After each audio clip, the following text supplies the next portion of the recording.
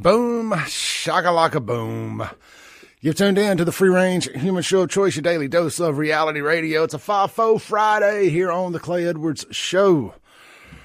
Coming in hot on a Friday morning here in central Mississippi, broadcasting on the 50,000 watt flamethrower, 103.9 FM, WYAB, streaming worldwide on the Mazda of Jackson live stream over at X, YouTube, and Rumble at Save JXN.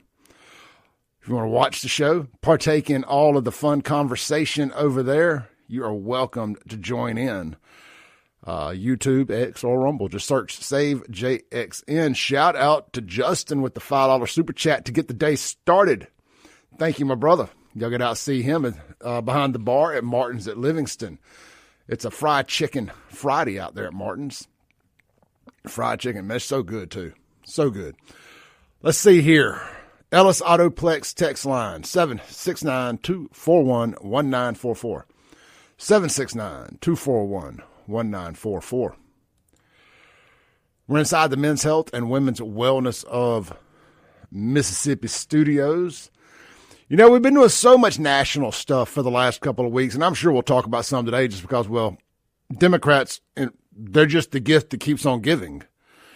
When you're in the content game, what was the old Megadeth album? Killing is my business and business is good.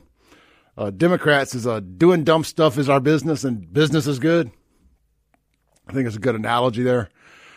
I'd made my mind up last night. We were just going to talk about a few Jackson or Mississippi things, so to say. But they just keep giving us content on a silver platter to get our LOLs and LOLs and LAMOs and all of that stuff. So it's just fun to highlight all that. It is fun to highlight all that. So I'm just kind of pulling up some notes and stuff here. So y'all bear with me while I just jibber jabber this morning.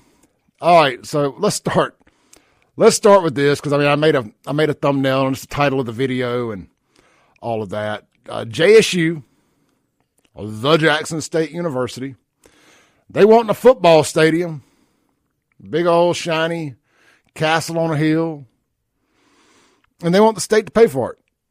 I think they're asking for about $40 million, which frankly doesn't even build a good high school football stadium in Texas.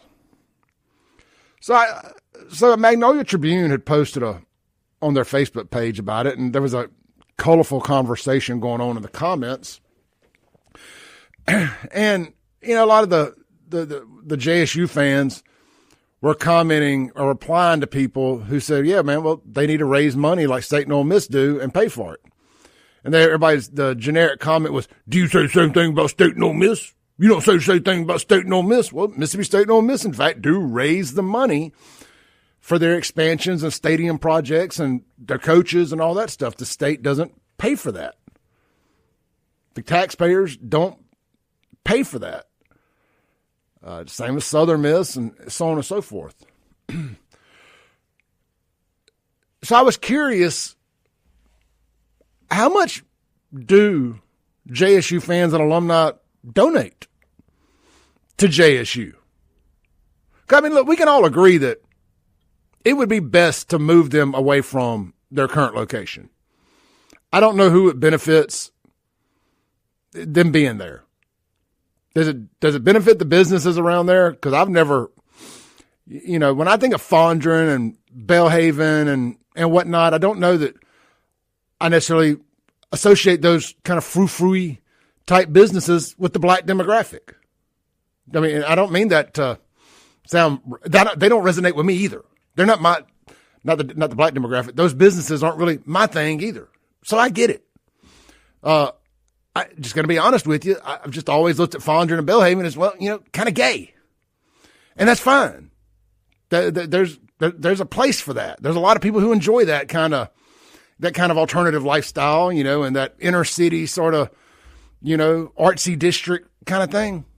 And again, I'm not saying that to sound homophobic or anything. I'm just being honest here. I'm a redneck. I don't really like hanging out around a bunch of artsy liberals. It just kind of feels gay. You know, not in a homosexual kind of way, but just in a gay way. Like being a gay retard. You ain't got to be gay or a retard to be a gay retard. And that's just kind of the vibe I get down there a lot of the times. And I don't necessarily associate the black crowd with that. Hell, I line up more with the black crowd than I do with the gay retard crowd. Anyway, so I don't know who's really benefiting from JSU being at that stadium down there. When we all know that UMC wants that. They want to expand that. It'd be best for the city and make a medical corridor. So I think there is some conversation we had about the state helping JSU with building a stadium. It needs to be on campus. It don't need to be out in Edwards. It don't need to be anywhere. It needs to be on campus. Period. End of discussion. Students that go to a college deserve to have the full experience of an on-campus stadium for football games. Period. And that's what makes State and Ole Miss so great. Southern Miss. Some of these, other great institutions. The majority of institutions. So, I was just curious. What, I got to pull it up here, so y'all bear with me. I started running my mouth. I got to log into my Facebook where I posted it at. So, I was just curious, how much do they donate? Because surely they could do a fundraiser and drive some money and help build this stadium. Well, imagine my surprise when I found out that the number was zero. They donate $0 according to the USA Today sports data. So I just went to Grok and I said, Grok, how much money does JSU's fans and alumni raise for the athletic department? Now, look, there may be some other money, some other fundraisers they have. They may have an initiative or something and they're not reporting it. So let me be clear there. The zero may not mean zero because they've had known problems there with reporting money. They going through presidents, like people change underwear. A lot of rumors and innuendo about Dion leaving because they didn't hold up to their end of the bargain on the money. He's supposed to got a split of the gates and all kind of stuff. So these last numbers they have are from 2022, which just so happens to be Dion's last year, which was their most successful year. Every game sold out. Interest was at an all-time high. College game day was in Jackson. They were constantly on First Take, Get Up, whatever the hell you call those shows. Stephen A. Smith couldn't keep Dion's name out of his mouth. I mean, Jackson, which it feels like an episode of The Twilight Zone to say this, was the epicenter of college football that season for a SWAC team, an HBCU college, which was great. I thought it was awesome. I mean, I had my fun making jokes here and there, but I mean, at the end of the day, it was awesome. To say it's once in a lifetime would be an understatement. So coming off of that year, when you should be able to raise tens of millions of dollars out of your fan base and alumni because you're excited. People can see what investment into a program can do. I mean, Mississippi State wins 8 or 9 games. They're raising $40, $50 million, $100 million. Ole Miss coming off this national championship playoff run, 1 game away from the national championship. Those dudes and girls are ready to take second mortgages out on their homes and give Ole Miss all the money. All the money. Excitement at an all-time high. And I think, didn't JSU win a championship this year in 22? I know they won the SWAC, right? And they got 0 reported dollars in donations. And they want us to pay for a stadium for them when they have no commitment beyond most of the time a half sold out stadium since Dion left. I'm just being honest here. We'd be having this conversation about any school saying about black, saying about white, saying about none of that. Of course, I know because I'm talking about a predominantly black school, that's going to be the conversation. But that's not what it is. It's just a common sense thing. Why should we do that? Now, if they want to get the money from the sale of the stadium to the state, the veterans, or whatever that deal they got worked out there is, I know they have full control of that thing. I don't know if they own it, but I know they have full control over it. So whatever they got going on there, I'm all right with making them whole on that. But anything beyond that, they need to do a fundraiser. They need to get their fan base and alumni excited about it. Period. Otherwise, I mean, go play in a high school stadium. I don't care. Go play at Newell Field. It's right around the corner from you. Bring in some portable bleachers. But I don't see where we should be paying for JSU a stadium. Let's see here. Got a couple texts on the Ellis Autoplex text line. James says, why is it black people can't handle money? Every time there's a school or something like BLM, the money disappears. It's like they just can't help but become corrupt and take the money. I've never heard of State and Ole Miss coming to the state to fund a project. Ole Miss is currently working on a multi-million-dollar entertainment district and hasn't asked the state for a dime. Mississippi State's doing the same thing. They released their master plan a couple months ago to turn downtown or part of I don't know if it's downtown or what all is involved in it, how much of it's on campus, but it's going to be a big district, and they're going to be the property owners, and they're going to rent these spaces to businesses, entertainment stuff. It's going to be massive. It's like a master plan. There'll be condos and all of that stuff involved, bars, restaurants, all kind of cool stuff. JSU needs to learn how to get into that business, where you're building rental property. And I'm sure they are. I know they got some stuff on campus where they do that, but be looking at a master plan and figure out how it can make you money versus having to cost you money. It should be good for everybody. I mean, look, getting Jackson State on campus and figuring out some kind of master plan would be a much better solution for everybody. And if the state needs to throw a little in to get that kick started, I don't think anybody's got a problem with that. But what's JSU's commitment going to be? 601-879-0002 is the number here this morning. If you want to call in, you got any thoughts and opinions on this? We're going to take a break. When we come back, I got another topic that I made a video about yesterday that folks are hot to trot about, and that is a bill that is in Judiciary A Committee via Shonda Yates. And I like Shonda. I'll be honest with you, I kind of like the bill. If you had asked me this 10 years ago, I'd have been like, hell no. But, with some age comes some perspective. But there's a bill on deck that would allow law enforcement to seize the vehicles of people out there drag racing on the streets.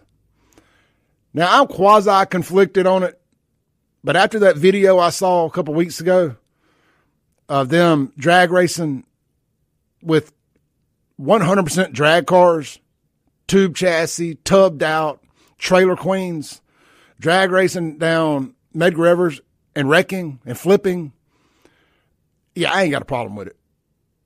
So let's talk about that when we come back, because I know we got a lot of car guys and girls out there. I'm curious what your thoughts and opinions are. I'm a guy that grew up going to the drag strip, grew up street racing. So I'm conflicted on that. But we're seeing things at a level that we ain't seen it before. And, I'll tell some of my personal experiences on racing around Jackson versus what they're doing now. Maybe I'm a hypocrite. I'll give you that.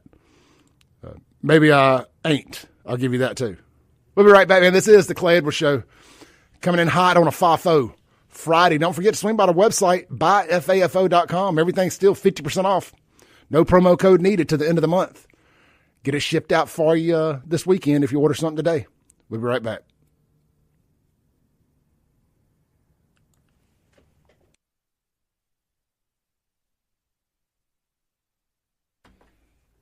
Welcome back in to the Clay Edwards Show. Here live on the Men's Health and Women's Wellness Mississippi Studios.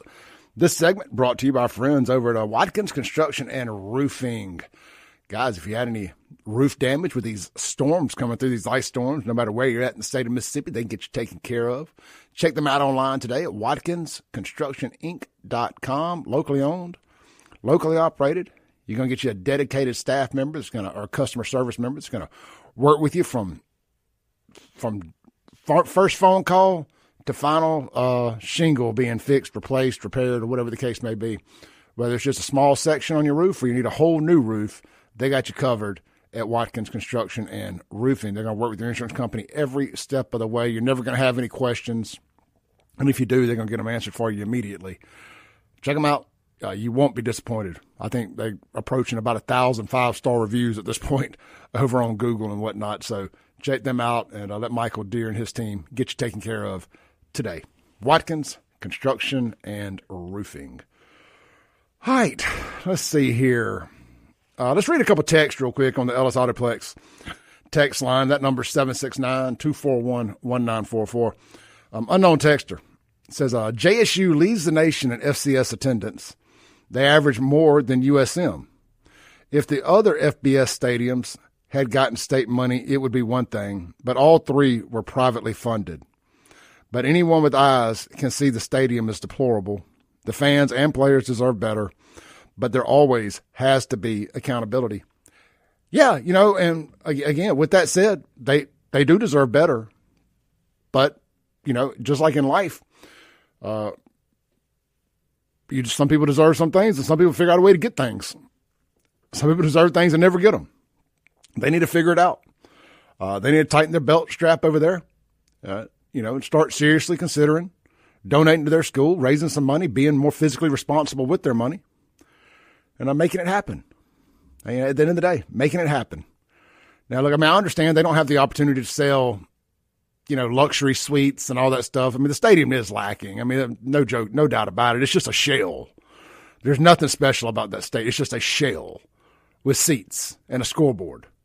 There's nothing to it. You couldn't have built a more minimalistic stadium.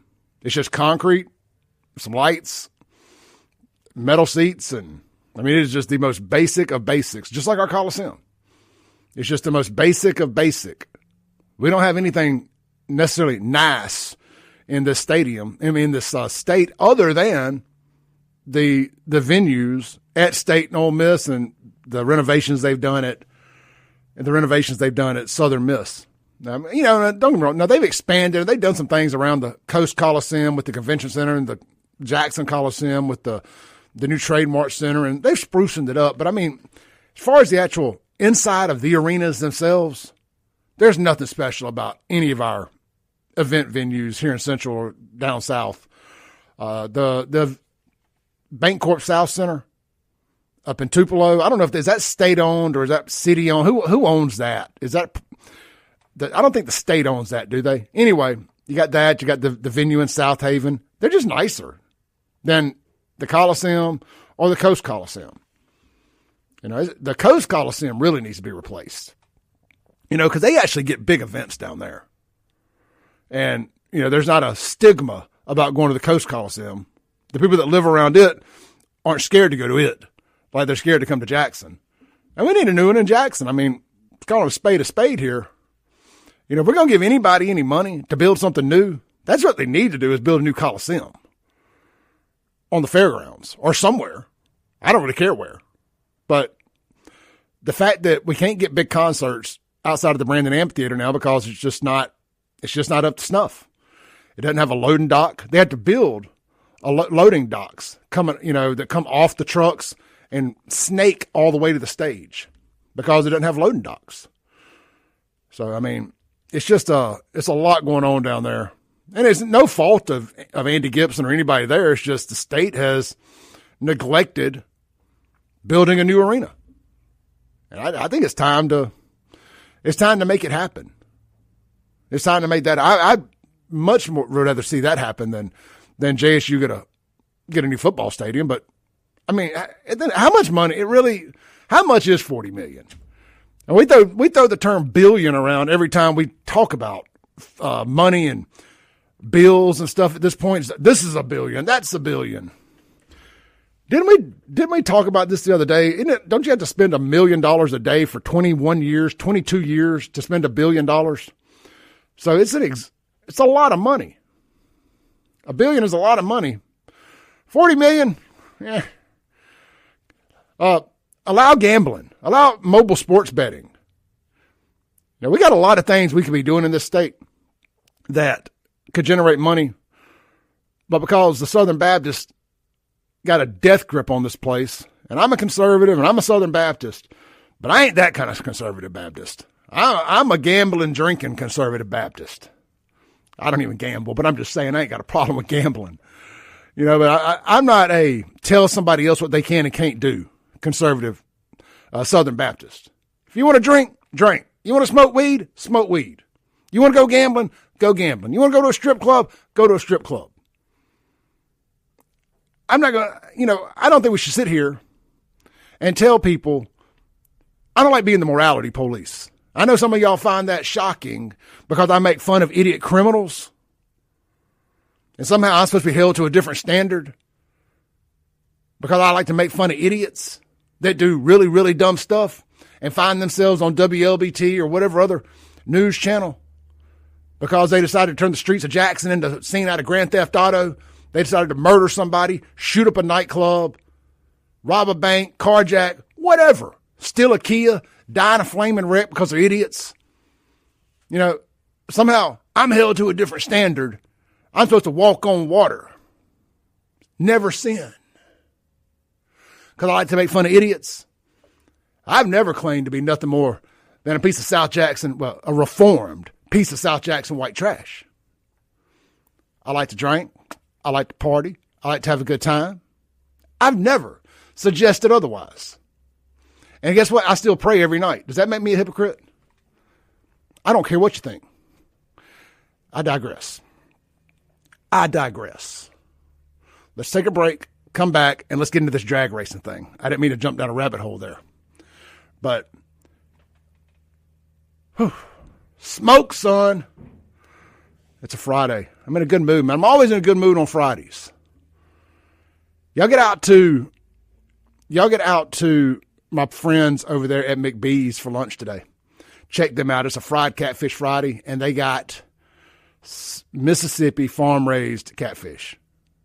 And, of course, if catfish ain't your thing, you can get grilled chicken, hand-battered country fried steak, or a hamburger steak as the meat on the blue plate. And, of course, the full menu is available. Try the wings. If you ain't had the wings at McBee's, you're sleeping. Don't sleep on the wings at McBee's. The mango habanero is my personal favorite there, but all the other flavors are good too, I'm sure.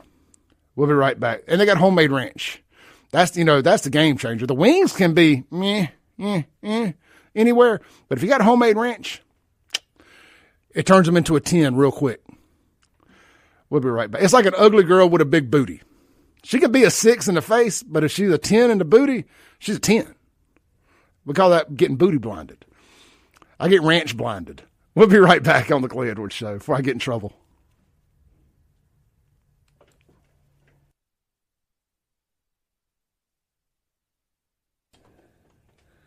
When news breaks, we break with it. Across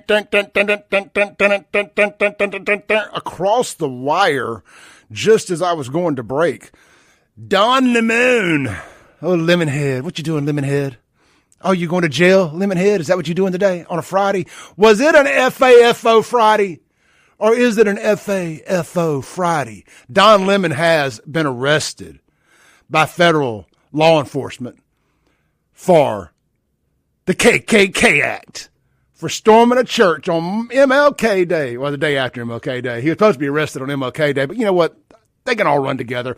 For the sake of this conversation, and the way history's going to remember this, gay black man, civil rights icon, self-oppressed, Don Lemon, independent journalism's, arrested, storming church like it was the beaches of Normandy, then arrested for the KKK Act on MLK Day. Let's go to now we got a couple different variations of this story, but I like the liberal tears version the best. So we're gonna go over to the Daily Beast. I actually pay $40 a year to this liberal rag because I just love the taste of liberal tears, and every article they put out has the liberal tear version of it. I don't even like reading the conservative version of anything. I know what that's going to say. I like, what are the liberals saying? That's what I want. The SSRI riddled nut jobs. What are they saying about it? Well, I'm glad you asked. So let me make the text big enough that I can read them. Oh no, that's the wrong way there. All right, here we go. Don Lemon arrested by federal agents over church protest. The former CNN host said he was reporting rather than taking part in the demonstration. Don Lemon was arrested early Friday in connection with the protest at a church in Minnesota, according to reports. The former CNN anchor, 59, has said he was merely reporting during the incident at the city's church in St. Paul on January 18th. Lemon has been charged with conspiracy to deprive rights with violation of the FACE Act, according to the Daily Mail. And the FACE Act is, in fact, the KKK Act. They just put a new spin on it because, well, nobody really likes saying KKK. Well, there's one group of people who love saying it all the time. Blacks love saying KKK, just like white liberals love saying Nazi. That's all we got there as far as that goes. But Fox News just broke it too. So let's go over to Fox News and see what they're saying about Lemonhead going to jail on a FO Friday. You know, it's like just when you think, this is what I told y'all. This is what I've been telling y'all all week. Do not let all the noise from the media, all the outside noise. Let me make my hand things here. This thing that people like to do where they pull their fingers back and forth.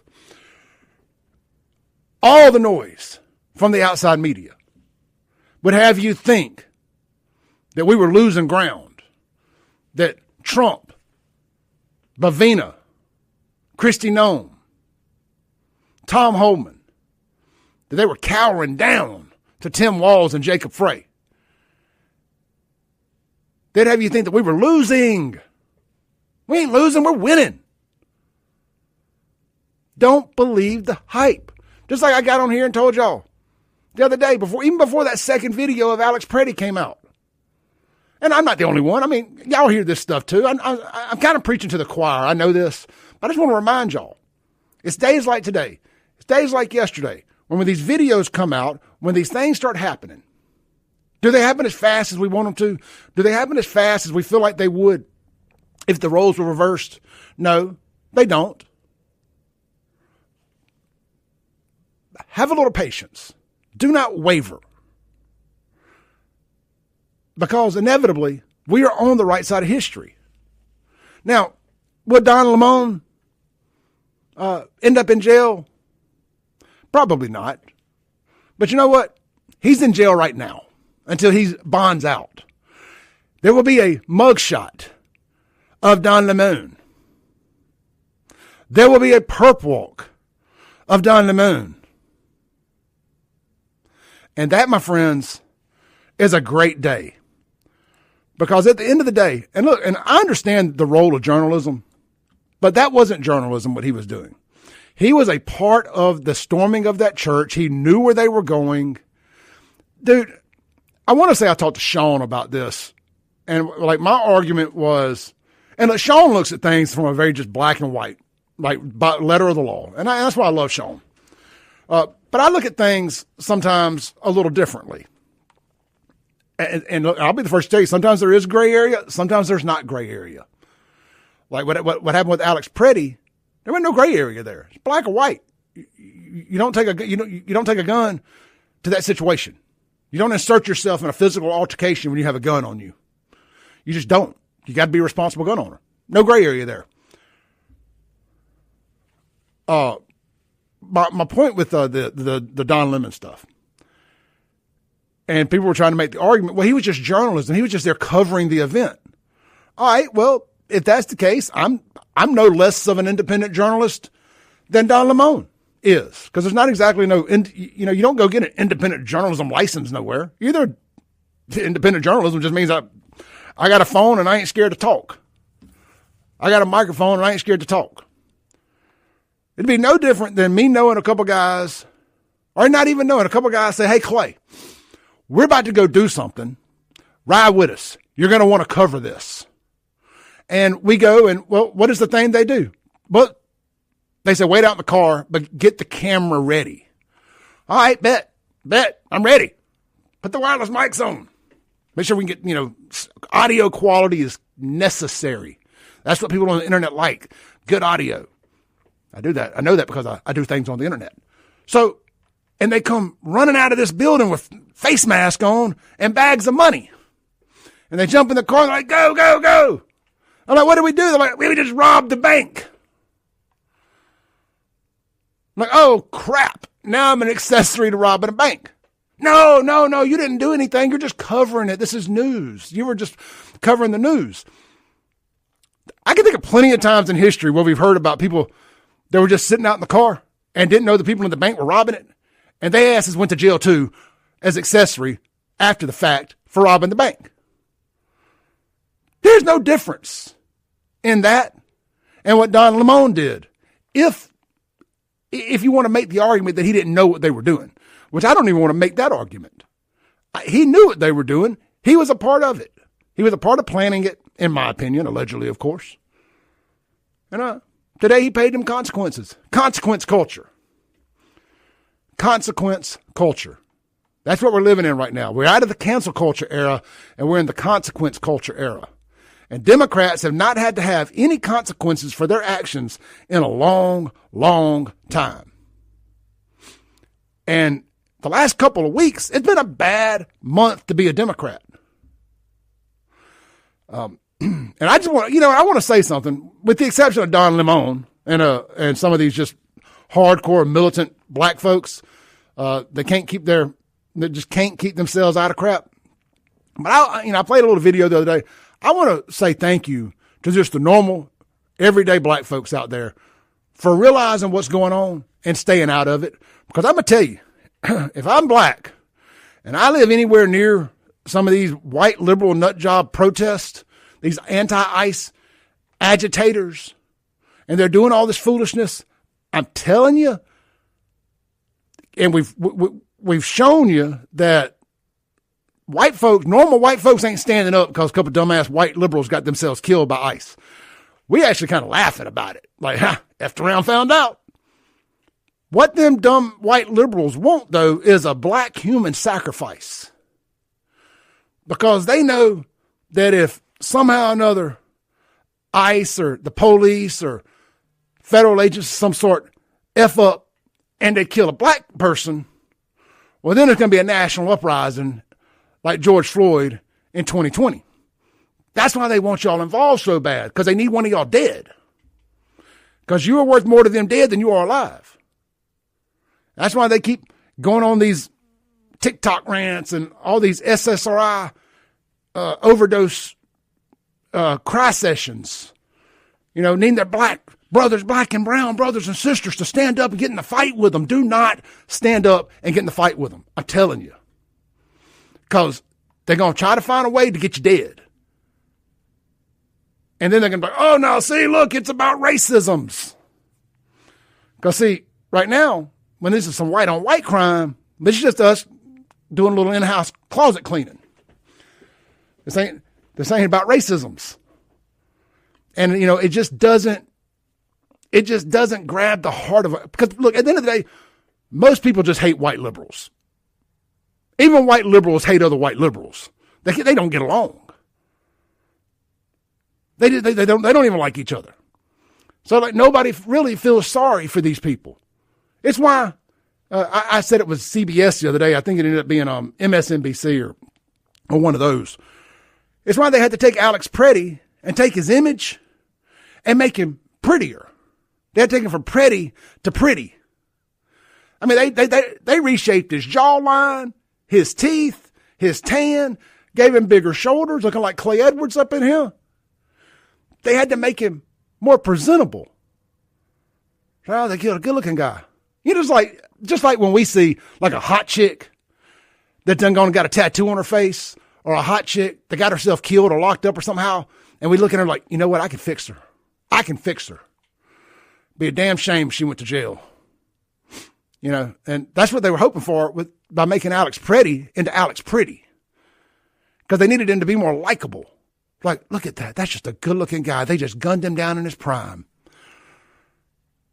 Anyway, black folks, I just want to commend you for recognizing what's going on and staying out of it, because they need a human sacrifice, and we don't want it to be y'all. We don't want it to be y'all.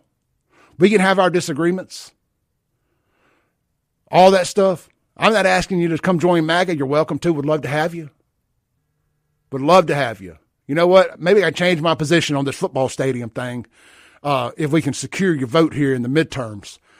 But that aside, just sit this one out. Continue to sit this one out, because them dummies are going to try to find a way to get you killed, because a dead black to them is worth way more than 100 dead Karens, Renee Goods, Alex Pretty's, any of that. Just know that. Let's take a break. I was going to talk about this drag racing thing.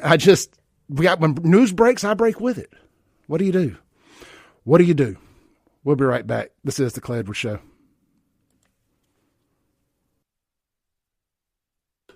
Welcome back in to the Clay Edwards Show. We took a break a little earlier than normal there, so we got a longer segment here to end the hour. Man, that was good stuff. That was good stuff. Thank you, everybody that texted me that too. And look, it's a good day to be an American. It's a good day to just be a good, God-fearing American. There's consequences and repercussions for your actions, and you got to be reminded of that. Now, Don Lemon and everybody else, they'll have an opportunity to get in front of a jury of their peers, and if they're innocent, they're innocent. Or let me rephrase, if they're found innocent, they're innocent. If they're not, they won't. So we'll find out. That's all I ask. I don't expect convictions all the time, but I expect you to try. They have court and they have trials for a reason. You got to prove guilt. I think the evidence is clear what they did, but obviously I'm biased. I'll be the first to admit it. I just see things through a different lens sometimes. So, but that's my opinion. Everybody's welcome to have their own. I don't fault you for having your opinion. I just ask you to give me the same grace. Let's see here. Somebody's trying to call. Let's take a call here before we go to the top of the hour break. Hey, you on there? Hey, Clay. This is the doctor, man. I'm a black man in Mississippi, and I really enjoy listening to your show when I can. Well, I appreciate that. Just want to comment on your thoughts you had about the black folks staying out the thing. I think that black folks are trapped in a paradox, man. We're ingrained to be Democrats, right? Because the Republicans are racist Klan members, and so they put that whole racism thing out there by the time we're born to push this whole Democrat. And so they feel a paradox, but they realize in this environment that the immigrant crisis is one that is directly affecting our community. Those resources are being taken from the black community for people who are non-citizens of the USA. But we can't talk about it.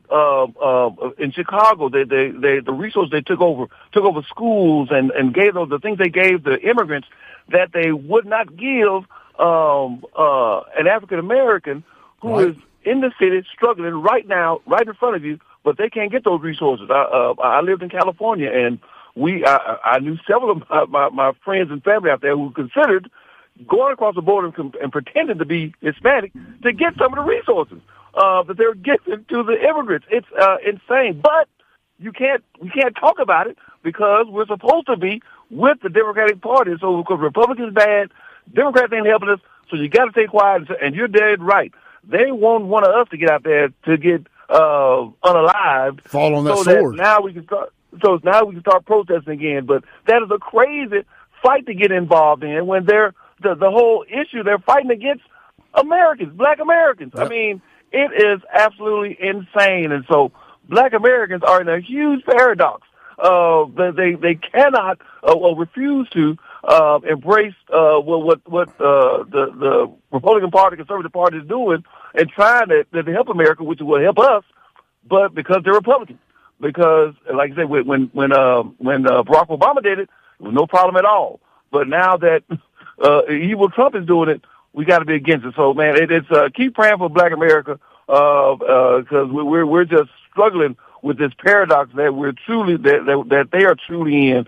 But love your show, man, and pray for more folks to wake up, more Black people wake up. And that's the sad thing about it, also, right? If a Black person wakes up and says that who they are and that they're changing sides, oh man, watch and see what kind of fire Nicki Minaj gets for coming out and supporting Donald Trump. Watch and see this craziness, how they're going to turn against her because she's joined the supporting Trump. It's a sad, sad thing, and it's scary because to me, the media is making this whole thing is more like Nazi Germany than anything because they're pushing this whole agenda, which makes it worse for all Americans. And I hope that Trump will find a way to get the FCC to get this media back right, because if that doesn't get right, we're still going to be in a bad shape because the media is propagating all this foolishness and causing all this turmoil amongst the liberal whites, right? Because they're just following the headlines and going with that and running with it. It's a sad thing. And yeah, I hope they get Don Lemon. Hope they get it, man. Pin him to the wall, man. That's crazy. Because again, I called a couple weeks ago. If you let some white folks storm a Black church, oh my goodness, you know there's going to be chaos, and it should be. And it should be. You know, it should be equal enforcement of this law, regardless of who's doing the storming. I don't care if it's black storming a mosque, white storming a black church, black storming a white church, whatever. It needs to be swift and immediate. That's got to be a line in the sand. That's got to be the line in the sand. Brother. Yeah, that's right, and that's the problem. It is, man. It's such everybody's got partisan politics now, and it's so sad to see that, you know, because it makes all of us. It makes somebody's going to hurt because of this, and we see how it's going. But thanks for letting me call. I'm sorry I talked so long. Appreciate you. Have a blessed weekend. Thank you. Hi, we blew past the break there. So if y'all are listening on the internet, you heard something nobody else did. We'll be right back here with the top of the hour.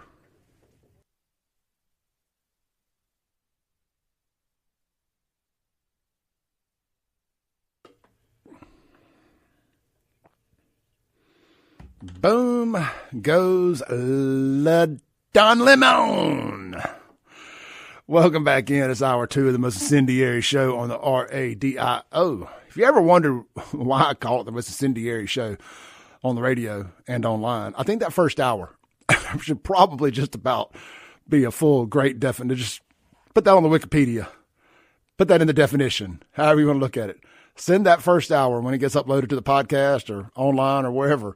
Send that to folks. If you ever want to try to turn them on to the Clay Edwards Show, like to explain that full essence of what this show is all about, I think that first hour just about covered all the bases, from Jackson State football to what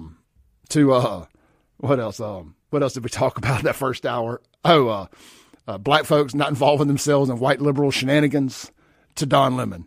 I think we covered all of our basis there, kind of the pillars of what this show is built on right there. Ain't no doubt about it. We do not fear to go places other shows are scared to go. Period. Point blank in the discussion. Not WYAB shows. We got a unique breed of individuals that work here. Everybody says whatever's on their mind. That's for sure. All right, man. This segment's brought to you by our friends out at, it's the weekend. Let's see here. You need to do some car shopping, man. How about our friends over at Ellis Autoplex right there, Highway 471, right there, Flowood, Mississippi.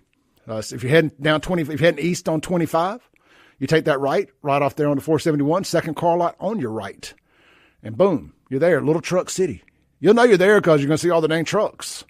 And of course, they got cars and SUVs too. But look, you know that already. What we really want to promote you and motivate you to do is go over there and sell them your vehicle.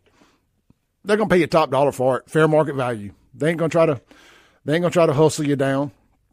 You ain't going to be dealing with some marketplace maniacs, Craigslist crazies, none of that stuff. You ain't having to go meet somebody somewhere and run a chance of getting murdered or killed. I know the same thing. I just wanted to say it. Or worse. Yes, there are things worse than being murdered and killed. You can be anyway. This is an Ellis Autoplex ad, not a scare session. You ain't got to worry about none of that. You're going to get a local check. You're going to be able to go cash it today, and you're going to know that you didn't get hustled because Casey's going to be fair with you. So go sell them your vehicle. Tell them Clay sent you. All right, now back to the scare session because I just thought about this. I saw a post yesterday. I shared it. LSAutoplex.com. Swing by there and you can check out all the inventory or their Facebook page. Go like their Facebook page. He does such a good job of keeping you up to date on the inventory that's on its way. So if you see something that jumps out at you, call them. Hey man, I saw a picture of a silver F-150 or something with some big wheels on it on a trailer. Tell me about that. They'll get you that information. You can be one step ahead. Already start working on your financing and everything. State your claim to it. All right, so I saw this yesterday, and that live read reminded me of it. Where did I post this at? Did I post it on this Instagram, or did I post it on my other Instagram? All right, hold on one second. I'm almost there. This is sad. Sad, sad, sad. Here it is. So I got to make this about, I got to mention race here. You know, I'm sorry. I'm not making it about race. I got to mention race so y'all know what I'm talking about. This white girl went and met these three black folks to buy a puppy, but it was a fake sale. It was meant to lure her out to an area where she was ambushed, killed, and set on fire. Now, you know, I don't know the backstory. Were they just trying to rob her? I mean, this story's been floating around. It hit all the outlets yesterday. I just saw Libs of TikTok is where I originally saw the post. How many times do we have to hear about people getting killed? Not just robbed, but killed. Going and meeting folks to buy stuff off of Facebook Marketplace or Craigslist. That's why I call them the Marketplace maniacs, the Craigslist crazies. Yeah, I mean, it feels like at this point you got about a 50-50 shot of living and dying. I guess that's really with everything, but, you know, it's especially in, you know, high risk situations. Let me just say this. Never meet anybody off of these social media marketplaces outside of a police department, sheriff's department, fire department parking lot. A shopping center ain't good enough. A bright place ain't good enough. You need to be at a law enforcement place, because if they'll meet you there, if they'll agree to meet you at a police station, a sheriff's department, fire department, they're probably not going to rob you there. You can probably just assume this is a straight up deal. I'm not getting a fake cashier's check. I'm not going to get robbed, ambushed, killed, and burned to death. What a horrible way to die. I mean, think about this for a second. What if that was like your daughter, your son? They got murdered like that. Because you know it wasn't painless. She was probably burned alive. Terrible. I mean, and for what? I mean, maybe it was something personal, but still, so. Anyway, Ellis Autoplex text line, 769-241-1944. Phone line this morning, 601-879-0002. I want to thank our last caller. Kind of blew through the break there. The only people that got to hear all that conversation was our folks online. So you can go back and, if you want to hear the rest of that conversation, it'll be on the podcast later. Or you can go check out the Mazda Jackson live stream over at X, YouTube, or Rumble at Save JXN, and go to the end of the first hour, and you can hear that whole conversation there. And he made some great points. So I want to thank him for that call. And as of right now, that's the call of the week.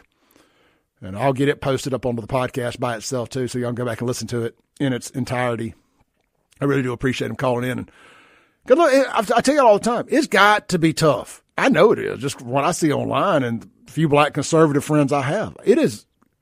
There's very little socially in this country that is harder to be, especially outspoken of, is a black conservative.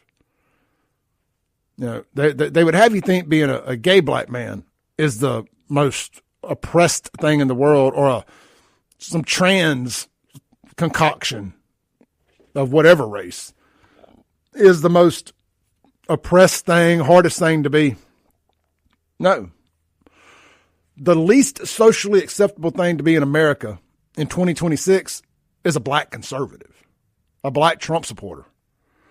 Because you've got all of your own people against you, your family, unless you were somehow lucky enough to raise all your kids and your wife are all, unless you're all conservative, and that's got to be a rarity. And then you have all the white liberals who think that they can call you anything they want. I mean, they literally think it's okay to call a black conservative the N-word. I mean, they feel like they got the hood pass. They got the black card. They can call you whatever you want. They trying to impress their liberal black friends. Oh, watch this. I'm going to call them the N-word. It's okay if I do it right. Knowing none of them have that much growl in their voice when they do it. I can't make myself sound feminine enough to imitate a white liberal that wants to say those things. So I'm working with what I got to work with here. I'm trying to think, can I channel some femininity this morning and get it out? Quisha, can I call Kim Wade the N-word? I said, I just can't do it. I just can't get it out to make it believable. I just don't have enough. I ain't got enough estrogen. My testosterone level is just way too high.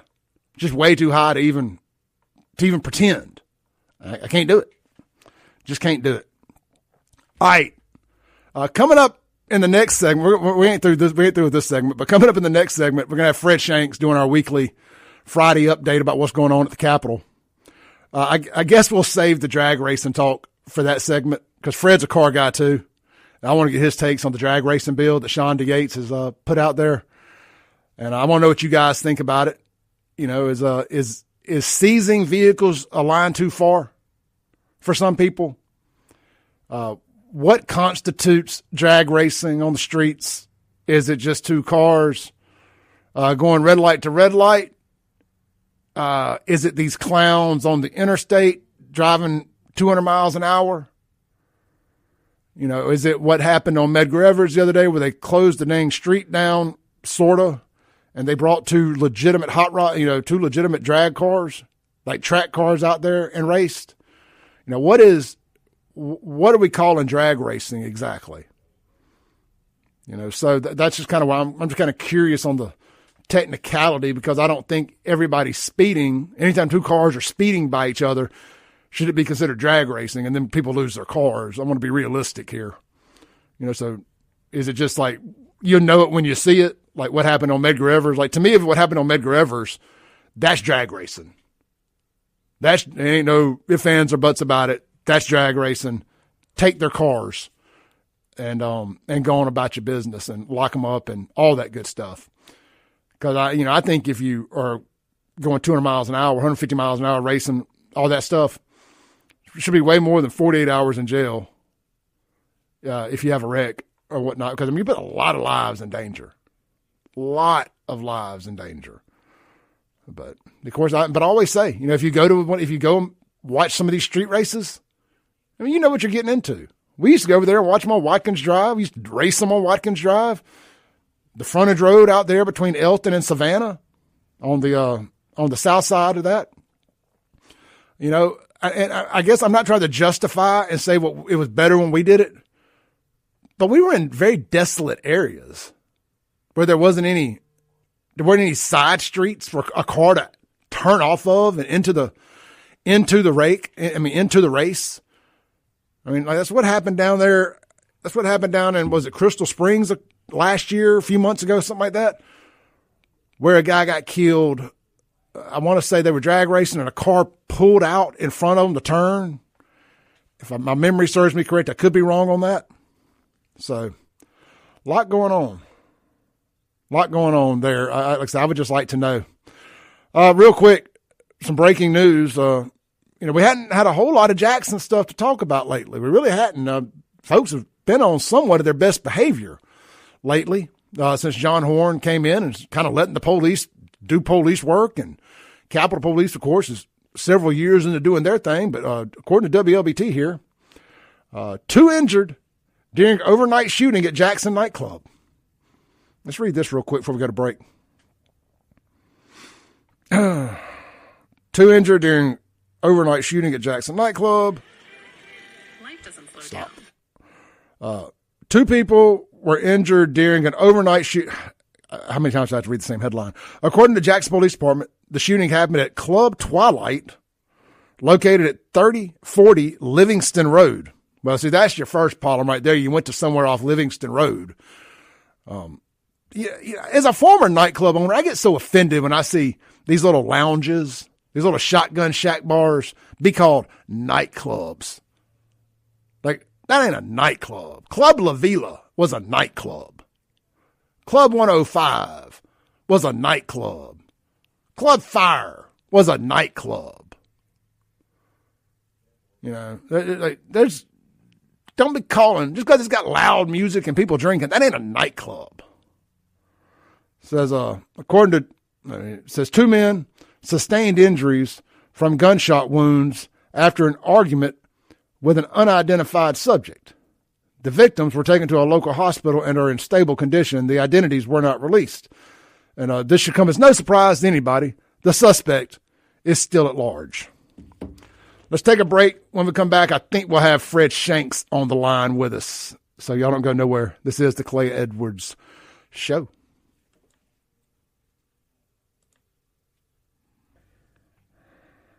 Welcome back in to the Clay Edwards Show here on WYAB. Guys, Brentech Solutions. Go to brentech.com. That's BREN tech.ms. I keep saying .com. I'm sorry. brentech.ms. .com just rolls off the tongue there. Look, man, Brentech Solutions has been serving businesses across central Mississippi since providing reliable, locally based IT expertise. So look, they got you covered with your data backup, your cloud specialist. They also specialize in Synology data solutions, including secure data backup, retention, and cloud services to protect critical business information. Also, they handle complete network and connectivity solutions from internet and servers to business-grade Wi-Fi. Brentech Solutions and Designs supports dependable network infrastructure and can even assist with Starlink connectivity. Y'all check them out today. Hey, also, they are a Ring Pro partner, so a little smart technology and security integration there. They handle Ring Pro, and they do install and support for Ring devices, along with smart home and smart business automation solutions. Check them out online, brentech.ms, owned by old Brent Skinner. Man, good folks, man. Him and his family been in business around here for a long time, in some form, fashion, or another. They're good folks. You don't get to stay in business like that for a long time if you don't treat folks right and do things the right way. So we appreciate it's an honor to have a Skinner family member here as a partner on the Clay Edwards Show. Speaking of being honored, let's go talk to my good buddy, the Honorable Mr. Fred Shanks, Representative Shanks out there in Brandon, Mississippi. Good morning, Fred. Good. What's going on, buddy? I mean, I don't know if honored's right. I mean, aren't we both reformed South Jackson boys? I was going to say reformed South Jackson trash. Hey, Fred, I wanted to get this off my shoulders, off my chest real quick. It's kind of unrelated to anything that we were going to talk about, but I made this post late last night. It's only been 6 damn years, but it looks like the Kraken has finally been released in Fulton County. Right, man. I was expecting the Kraken in 2020, but you know what? 2026, better late than never. Yeah, I got in late last night, but I was trying to kind of catch up on that. And to your point, Tulsi Gabbard, who is over, DNI, is on the ground there. And, what does that mean? And it goes back to, kind of going down a rabbit hole. But it makes you wonder, I mean, was there a Venezuela connection with those voting machines? Well, Venezuela they were made there. Or China. Or another. Yeah, absolutely, or another country. Yeah. So I'm kind of dig into it this weekend. Man, look, and I'm going to tell you, Fred, what I look for if I was like an investigator, and what I've learned from talking to people who are private investigators or criminal investigators or like talk to Sean, lawyers, anybody, is I think what they look for is people's reaction to things. Yeah. And if you want to know if somebody's guilty, how are they reacting to it? Oh, a good point. And I'm going to tell you what, the Fulton County election officials, their reaction to this absolutely screams guilty AF. Yeah. I caught a little bit of that early this morning, and I noticed several of them are making, they're making these real it's desperate sounding posts where they're making like, the post will be the first 5 comments. It'll continue into their comments on Twitter. And, I agree with you, man. I agree. Otherwise they wouldn't really say much about it. They wouldn't even give it the time of day if there was nothing to it, really. I watched them yesterday. What they were all saying yesterday is they're coming after your vote. This is about the midterms. They're trying to take your vote. They don't want you to vote. It has nothing to do with any of that. What are you talking about? No. We're auditing. No. We're auditing some ballots, and it is frankly, it's amazing to me how they've all come out, and they're basically, we know that we had some problems with that election. It's like don't point it out. It goes back to kind of the don't hate on a brother thing. You're not allowed to criticize a brother, and that's kind of what they're saying here. Hold on, you ain't allowed to criticize it. We told you we made a mistake. Yeah, you made a mistake, all right, that cost us an election. Yeah. It's been real fascinating, and I use the word mistake very loosely. Yeah. I agree with you. I mean, they would, obviously Trump thinks that, and a lot of us think, there was obviously issues there, but the fact that who is on the ground there tells you, they got something. And, and we have seen videos of ballot stuffing and different things like that. So, yes, 100%, there is something going on there. But the fact that, the DNI, the head of DNI for the country is there is really telling. Well, and she doesn't play. I'm a fan of hers. Tulsi, she doesn't play around. So it's going to be real interesting to see what pops off in the next week. Let me be the first to plant my flag right here. Trump 2028. I want my second term back that we got stolen. Well, I like him, and but I like the J.D. Vance Marco Rubio combo. I'm kind of looking forward to that. You know what I mean? But I got you though. I'm with you, man. Well, my fear is, and look, presidential elections are different. People do get out for presidential elections, but it'll be the first time since 2016 that a presidential election won't have Trump on the ballot. So that's true. And we've seen conservatives' lack of interest in these midterms when Trump ain't on the ballot. So, that's kind of my only fear is, are we going to get out and support JD and Rubio or whomever it ends up being if Trump ain't on the ballot? I'm sure we will, because I think unless you want the rest of America to turn into what Minneapolis has been over the last month, you're going to want to get out and vote. You need to get out and vote midterms. Well, and you kind of made this point earlier, but I truly believe that, what the media is spinning and all this about, they're trying to create division within the Republican Party and things like that. I think Trump, to me, Trump is stronger now than ever, because he's actually getting things done. And, what you're hearing out there is just noise, immigration reform. Everybody wants that, Tim Walz doesn't want it. Ilhan Omar don't want it. But everybody else wants that, and that's what they voted for. So I think he's stronger than ever. And you and I talked about this earlier, but if we do a midterm, event convention, like, we do one of those. I think that'll be huge. I'm really looking forward to that. Fred, let's take an early break here, a minute early, and come back, sure. and let's get on some of the stuff we got going on at the Capitol. I know I threw a curveball at you there, but I was looking at my Facebook during the break there, and I remembered I saw that post about the Kraken, and I was like, man, I posted that so I wouldn't forget to talk about it this morning. I got sidetracked with the Don Lemon news and all that stuff. So let's take a break. Yeah, we got State Rep Fred Shanks on the phone with us. We're going to get into this drag racing bill, and we're going to get into this independent pharmacy bill. You guys are going to want to listen to this. It's kind of in the weeds, but it's real important that we make sure that we're supporting these independent pharmacies, and we're not just being solely dependent on these big box stores and chain stores. These independent pharmacies are the lifeline of our communities. You got one out here in Florida. You got them in Brandon. You got them all over the state of Mississippi. They're the lifeline of these communities when you need your medicine and you need it cheap, affordably, and whatnot. Anyway, we're going to talk about that and more. Who knows? We may not talk about none of it by the time we get back. We'll see. This is the Clay Edwards Show.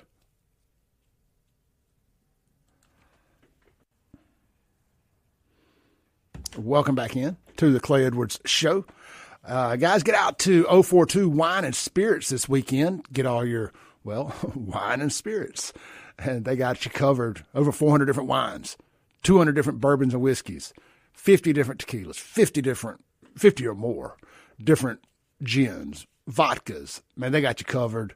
And they got all your specialty drinks as well. Then all of your ready-to-drink cocktails. You don't feel like being a bartender? Then just pop the top, pour it in, and go. Don't go nowhere. I mean, go as in start drinking. Don't drink and drive. Anyway, check them out, man. 042 Wine and Spirits. If you're a restaurant owner, you're a bar owner, they do wholesale as well. So consider them for that. Also, right there next to Sonny's Barbecue in Brandon, Mississippi. And while you're out that way, stop by and get you something to go from some of our great partners as well. El Patrio Grill, Mexican Grill and Cantina. And then, of course, Burgers, Blues Barbecue right down the road from there. One strip, 3 great Clay Edwards Show partners to stop and do a little business with. All right, man. Speaking of Brandon, we got state rep from Brandon on the phone here, Mr. Fred Shanks. Fred, so you and I both grew up over on the south side, and we're both car guys. I mean, you own a Viper. I mean, you're as much of a hot rod guy as anybody I know. And so. And look, I mean, I drive a Raptor, and I've had fast cars, drag cars, done street racing, done all kind of things. I saw this bill, and go ahead. Well, what I was even to this day, I mean, if I pull up to a red light, and I know you're the same way, and you kind of look over to your right or whatever, and you see a guy, he kind of looks at you, and he kind of moves forward about an inch. I mean, it's on. It's on. You're gonna run them, and maybe run through a gear or two and shut it down. And I mean, I'll do that to this day. But yeah, this, in fact, this bill, I didn't, of course, a lot of people don't understand, kind of how it works in the Capitol. But beginning of the session, we have 3,000 to 4,000 bills, so I'm just not aware of everything, obviously, that's been brought up. But you had hit me up yesterday afternoon and said, hey, I want to talk about this drag racing bill that Shonda Yates had done, and she's one of my colleagues here in the House. And I said, well, I'll talk to her. And in fact, I ended up running into her right after you had texted me about it. And, she kind of gave me a little bit of the rundown on it. But, apparently it's a problem here. And you had kind of touched on it earlier. We're not really talking about just like coming off of a red light, just like something just kind of fun. I mean, what we're really talking about is like a trailered drag car, no headlights, 454 big block, slips on the back. Yeah. And again, you had brought it up, but I mean, they got just non-law enforcement people shutting down streets, probably a lot of money riding on these things, and they'll have 2 of these, like Ken or a Cutlass that is not street legal at all. I mean, these things are probably 9-second cars. And if you're not familiar, I mean, you're talking 9 seconds, 120, 30 miles an hour. I mean, that's crazy. That's dangerous. And the one thing that Shannon did tell me is that apparently I haven't had a chance because I had to leave, but I hadn't had a chance to actually read a lot of the book. But it is for like cities with a population of 5,000 plus. So it's not for, it's in like a small town kind of deal. It's not rural Mississippi. McGee ain't got to worry about it. I want to make sure, I want to support this thing because I'm a big fan of Representative Yates, and I think she does a lot of great stuff, and I appreciate her converting over from a Democrat to an independent, and that takes a lot of courage. And she's, there's some things I don't agree with her on. There's a lot of things I do, and one thing we do agree a lot on is doing stuff to make Jackson safer. And That's right. And look, like I said, I don't want to see 2 young guys or 2 just car guys leaving a car show, going through the gears a little bit, leaving a red light. I don't want to see those guys get in trouble. I don't want to see anybody down at cruising the coast get in trouble, lose their cars. So I would like to see some language in there that clarifies that just a little bit. Like, what is drag racing? And I mean, I know technically all of it is if you want it to be, but I can't support that, but I'll support, bringing a stop to what's happening on Medgar Evers the other night. Yeah. Yeah, and I think that, so apparently she's been going to a lot of community meetings, and this was actually kind of brought up as a problem by JPD and Capitol PD. Mm-hmm. And they said, we got a real problem here, and they kind of made the suggestion, like, to really put some teeth to it. And again, I haven't read the bill, so I'm not quite sure on all the fine details on what actually constitutes the charge. But, they were like, you take the car. That was what they recommended. So that's kind of where we're at right now. But, I'm going to dig into it this weekend, and I'm kind of fascinated by it. But it's apparently it's a real problem. Like you said, and I remember in high school, we'd go to McDowell Road, and it was just kind of fun, But if you went off of 220, they were shutting down Hanging Moss, I think it was. Watkins Drive, over off Hanging Moss, Yeah, Watkins. I mean, they were shutting down like 4 lanes, and it got wild. And that was, I'm talking 30 years ago, and there's no telling how it is now. Oh, yeah. Well, so I want to make sure I give credit to Kingfish. He's the one that discovered this one and going through things. So I got to make sure I give credit to Kingfish here on this. And the bill number is HB 1272 if anybody's interested in checking that out. Look, I know we got a lot of guys out there that are hot rod guys, and I want to make sure y'all understand. I want y'all to hear it out of our mouths here. We are not supporting something that's going to take your car because you ran through a couple gears leaving a red light.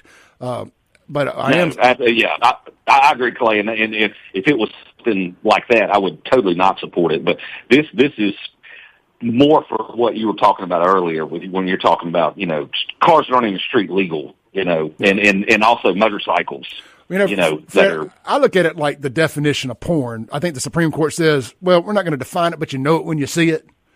I think, I think this is kind of the same thing. Look, you can't make every minute adjustment in this bill for clarification. It's just, it doesn't exist, but you know it when you see it. If it looks like an organized drag race in the middle of a city street, well, that's just that. Then it's a dang drag race. I mean, these guys brought out a Christmas tree, and my car people know what I'm talking about. It's the lights that count down from red to yellow to green, which means go.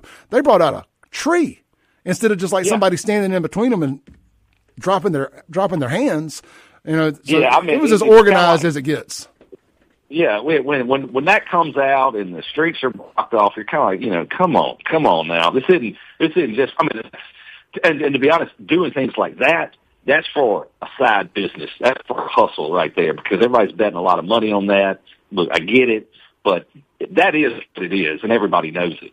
And that's not what you and I are talking about. Just your hobby guys, wanting to kind of, hear some pipes and, maybe burn a little rubber off of a red light or something. And that's totally different things. And I want to say one more thing before we shift gears here, pun intended.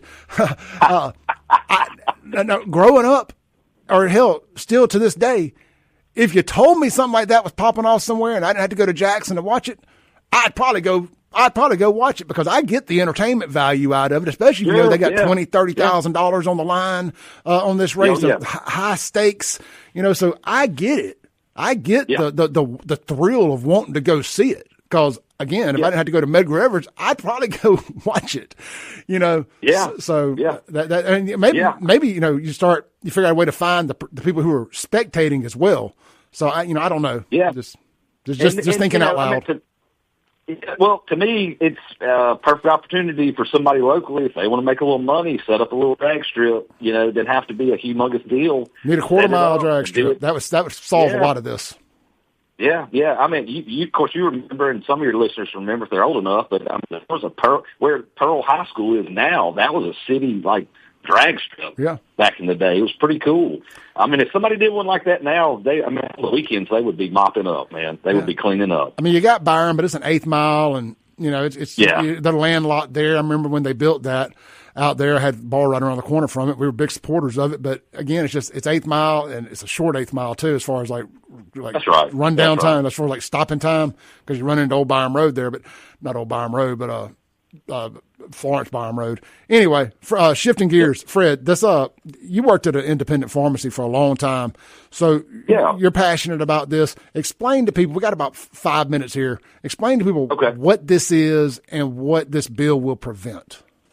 Okay. Well, first off, I want to give a shout out to our buddy, Senator McClendon. He's tuned in. He and I were just texting about this. Pretty much if you're going to a pharmacy, you've got a choice of an independent-owned pharmacy or a chain like a Walmart or CVS. And the benefits of going to an independent are, you're not going to wait as long. They're going to be more helpful. And where I worked for almost 30 years, if somebody, missed us when we were closed, the owner would go back up there at midnight to open the door up and to help people. They sponsor all the baseball teams. They're part of the community. They're helping your parents and your grandparents. And a lot of people use independent almost like a doctor's office to get help, instead of, going to a doctor to wait or unless it's something, a little obviously minor. Although we performed some surgeries, it seemed like where I worked, back in the day. But it's just, I can't recommend it enough. But the problem you have is when you take your insurance card and your prescription to a pharmacy, they plug in your information, they hit the send button on the computer. It goes through a PBM, which is a pharmacy benefit manager. All it is supposed to be is like a switch, right? It goes through that to your insurance company. Insurance company shoots back to the pharmacy your copay to charge you if you're on insurance, right? That's all it is supposed to be. But what has happened is these big insurance companies and the big pharmaceutical companies like CVS and stuff, they own everything. It's a monopoly. They own the PBM. So the PBM will cut, and it does get in the weeds, but what they'll do, they'll start cutting deals with drug manufacturers, and then they get this price, and they're not transparent about any of it. They won't tell anybody anything, but basically what will happen is a lot every day, which is what we saw, is when the pharmacist fills the prescription for their customer, that pharmacist would lose money. But you have a good customer who's been coming in for years, and it's $5 short. So basically, you're in the whole $5. You're just gonna eat it, because it's a good customer. It happens every single day. And then what'll happen? And the customer's not even the one saving the money, right? It's just the pharmacy's losing $5, and let's just say the big box store pharmacy's making an extra $5. The customer's paying the same price either way. Absolutely. In the big box, they'll own the PBM. Yeah. Ultimately, it's a racket. And originally I think the PBMs were supposed to give, some rebates back to the pharmacy. Well, they get a rebate, but the pharmacy doesn't, the pharmacy's losing. And ultimately the customer's losing. And then what'll also happen is the PBM will force the customer to go to a big box store where they don't want to go. We have that happen every day. Or they'll want them to do mail order, which is an absolute nightmare. Mail order just never works. And again, because you can't get help. It's mail order. Your company's sending it from, New York. So, but the bad thing, there's no transparency on what PBMs are doing. That would help tremendously to get some transparency in there. And that's one of the things that we're trying to do here is get, just asking for transparency, because it's a shell game. They don't want to expose their hand on what they're doing. But they will also audit pharmacies pretty regularly, and they'll do what's called a clawback. So they'll come in and they'll go through everything, and they will find something. It may be a doctor didn't fill the prescription out 100%, didn't dot one I on it. And they will claw back from the pharmacy the total amount. They've already lost money on it, right? Because they gave it to the customer. Then they'll take everything. And I know some pharmacies in adults they're clawing back, hundreds and hundreds of thousands of dollars a year. And what it's doing is causing these pharmacies to close up. So it's going to force you to go to a big box store, and it's nothing but a waste of time, and plus it's more expensive. Generally, your independents are going to be cheaper if you got to buy something, because every once in a while you have to pay cash for something, unless you do, totally. And the pharmacy I used to work at, I'm not going to mention their name, but it was a larger independent pharmacy, but they got called back $1.5 million a year ago. Now, how can you survive? You can't. You can't. Exactly. So,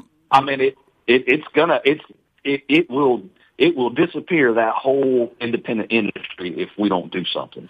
All right, we got about 30 seconds here. What can we do?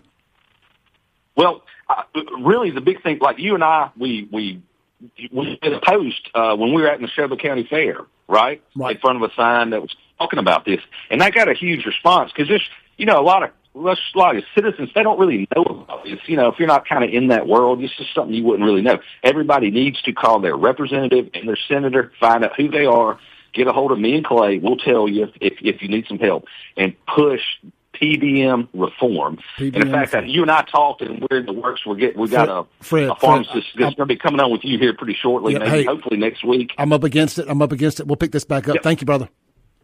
You got it, buddy. Bye-bye. We'll be right back to land the plane for the day here on the Clay Edwards Show. Thank you, State Rep Fred Shanks.